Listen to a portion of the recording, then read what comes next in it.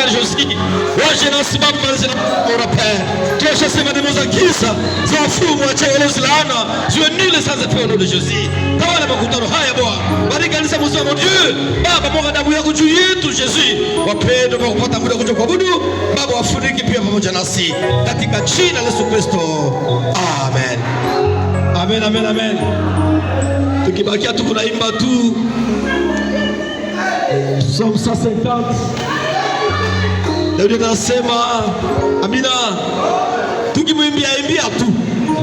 Je, tunaabudu Mungu masifa. Yeye ni masifa, anapenda sifa sana. Amen, amen, amen. Tutaketi na Mungu atapewa sifa milele na milele. Amina. Mungu wetu apewe sifa na barikiwe tena zaidi. Basi mahubiri yetu les conférences ama conférence avec Dieu. Tulizungumza mingi sana mwi 3 semaines. Tukaanza juzi inventaire. Hesabu sasa. Tukasikia mkitabu wa Isaya 58 inasema amina. Soma pale Isaya 58. Inasema nini? Yaani kama niko nasema kuna mtu ambaye aniseme. Mungu alisema paza sauti kwa baragumu, ambia watu wangu makosa yao, najua Yakobo dhambi zao. C'est pourquoi leo ni potage sasa. Kila mtu ana inventaire, angalia maisha yake, unajipima wewe peke basi. Mais leo tutakula potage.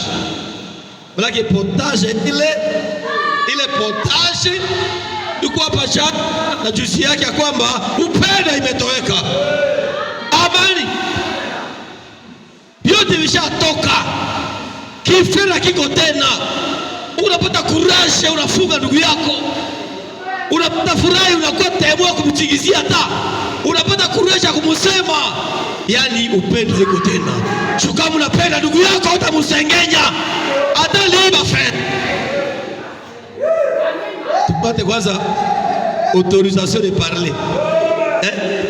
Tuseme vile hata 58 Isaya 58. Aseme permis de conduire. Ndio polisi magari kule. Hapa permission de parler. Ruhusa kusema.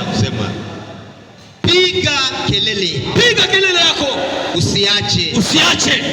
Paza sauti yako kama baragumu. Uhubiri watu wangu kosa lao. Na nyumba ya Yakobo dhambi zao. Lakini hata hivi wananitafutaka sana. Maombi hautakosaka, hautakosaka kusharishe. Unatembea unaweza unatembea akombe huko unarudia nyuma.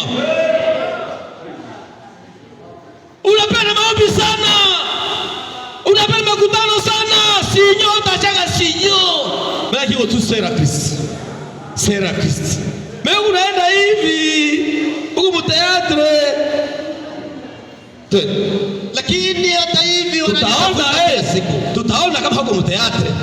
Sio ni potage. Tunaanza mahubiri kwetu tunaanza kuanza kule. Kisha tunafikia fasi fulani, tunaingia prayer sasa.